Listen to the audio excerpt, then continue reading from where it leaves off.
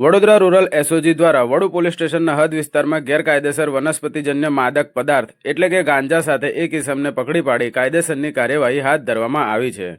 Vadodara rural એસઓજીને ખાનગી બાતમીદારથી એક ચોક્કસ બાતમી મળેલ કે વિમલભાઈ કાંતિભાઈ પટેલ નામનો વ્યક્તિ રાજુપુરા ભુજ નર્મદા કેનાલ ઉપર થઈને પોતાની મોટરસાયકલ લઈને ગાંજાની ડિલિવરી આપવા નીકળવાનો છે।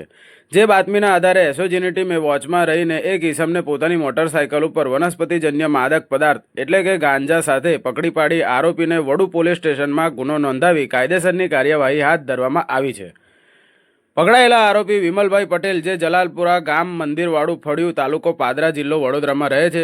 જીગો ઉર્ફે લાલો રાઠવા જે છોટાઉદેપુરનો છે, જે નશાકારક પદાર્થ વિમલભાઈ કાંતિભાઈ પટેલને આપ્યો હતો, જે આરોપી પકડવાનો હજુ બાકી છે।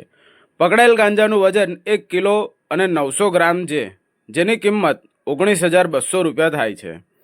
વડોદરા રૂરલ એસઓજી દ્વારા સામાન્ય જનતા નશાથી દૂર રહે તેમજ યુવાધન બરબાદ થતાં અટકે તે સારું અસરકારક કામગીરી કરી વનસ્પતિજન્ય નશાકારક માદક પદાર્થ એટલે કે ગાંજા સાથે એક ઇસમને ઝડપી પાડી તેના વિરુદ્ધ વડુ પોલીસ સ્ટેશનમાં એનડીપીએસ એક્ટ મુજબનો ગુનો નોંધાવી કાયદેસરની કાર્યવાહી હાથ ધરવામાં આવી હતી અને આગળની વધુ તપાસ ભાદરવા પોલીસ સ્ટેશન તરફ કરી હતી।